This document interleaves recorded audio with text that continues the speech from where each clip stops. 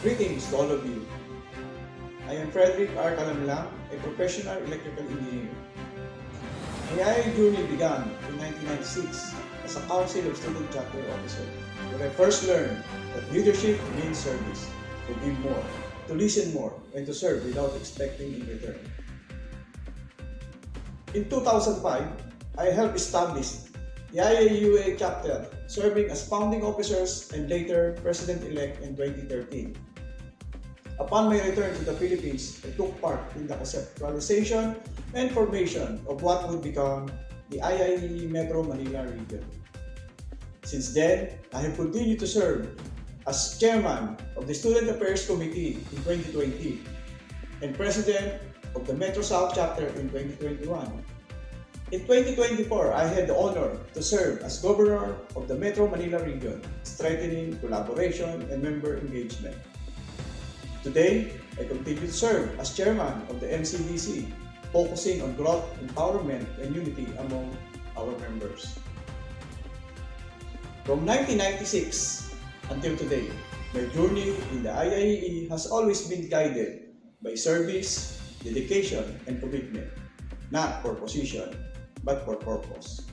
And that purpose is to serve you.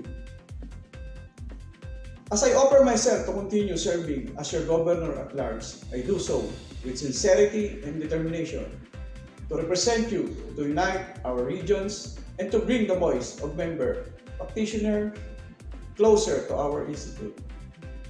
As BOG is not just a title, it is a bridge connecting leadership and membership, ensuring that every program, every initiative, and every opportunity truly reaches our members across the country. My program of governance is force, fairness, ownership of responsibility, respect for rules and policies, commitment to service, and ethical leadership.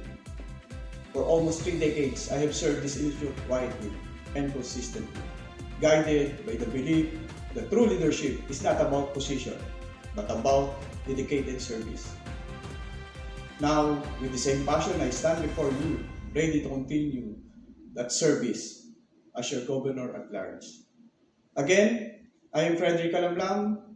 Together, we let us move forward as one IAE, one profession, and one family, guided by force, powered by service, and united by our shared commitment to excellence.